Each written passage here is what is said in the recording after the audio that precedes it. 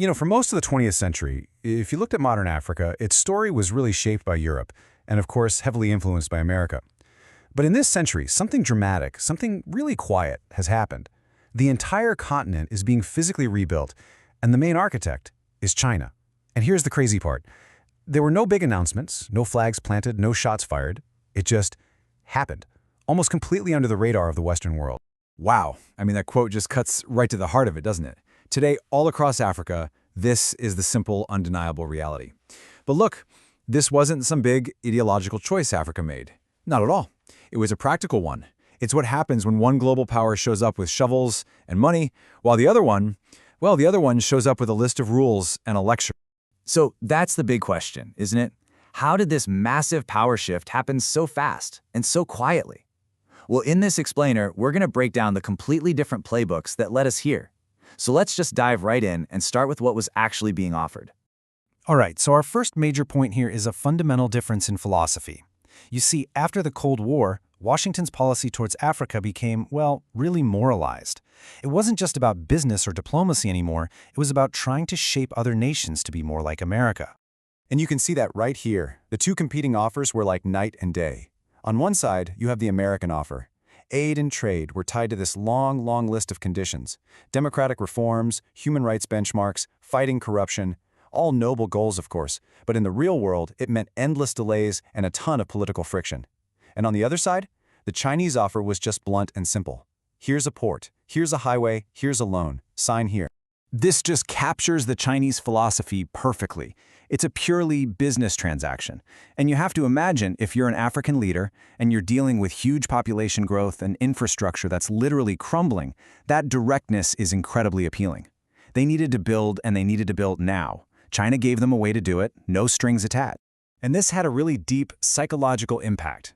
The Western message, a lot of the time, was seen as pretty paternalistic, kind of like treating African nations as moral pupils who had to prove they were worthy of help. The Chinese message, that was pure business. They treated them like sovereign negotiators. They weren't being asked to change who they were, just to sign on the dotted line. So this brings us to our next major point, because the difference wasn't just in the philosophy, it was physical. It was about what was actually delivered on the ground. You could boil it down to abstracts versus assets.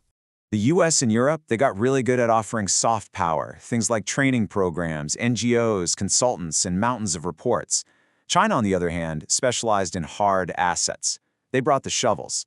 They built railways, airports, power grids, stadiums, things you can actually see and touch and use every single day. Suddenly, China was visible in the daily lives of millions of Africans in a way Western aid just never was. And let's be clear, we are not talking about a couple of small projects here. The scale is just immense. We're talking about the massive Mombasa-Nairobi Railway in Kenya, huge industrial parks in Ethiopia, entire cities rebuilt from the ground up in Angola after their civil war, not to mention all the rail, power, and fiber optic cables crisscrossing the continent. This wasn't just talk, this was steel and concrete. And this quote, it just nails the political reality of the situation. Think about it. Abstract programs on good governance don't create jobs. A training seminar doesn't put food on your family's table.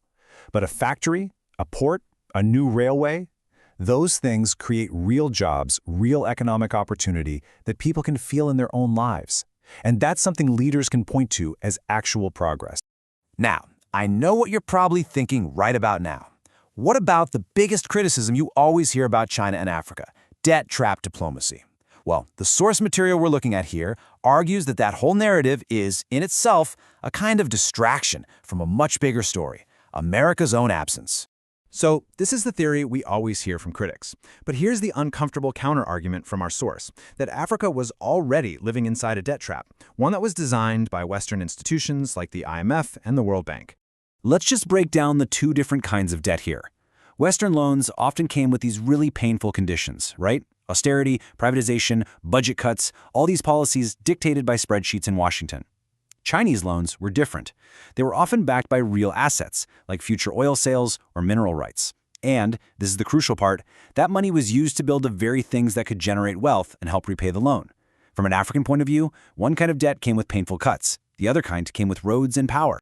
Which, of course, leads us to the pivotal question. This story isn't just about what China did, it's about what America didn't do. And the argument here is really blunt. America didn't lose Africa, it pretty much just abandoned it. I mean, think about what was going on during this period. While China was going all in, building embassies, trade missions, partnerships all over Africa, America's attention was just somewhere else entirely. The U.S. was bogged down in the wars in the Middle East, it was reeling from the 2008 financial crisis, and it was paralyzed by its own political battles at home. So American companies, American banks, American engineers, they just didn't show up. China simply stepped into a vacuum that America itself had created. So where does that leave us? What's the final result of these decades of one nation building while the other was distracted? Well, it's the concrete reality literally on the ground today. And this didn't happen in secret. It happened in plain sight, while Washington was busy looking the other way. And that reality today is pretty stark. China is now Africa's biggest trading partner, by far. Chinese firms completely dominate the infrastructure sector. Chinese telecom giants have built the digital backbones of the continent. Basically, the economic future of Africa is now being wired directly into Chinese supply chains. So what's the big takeaway from all this?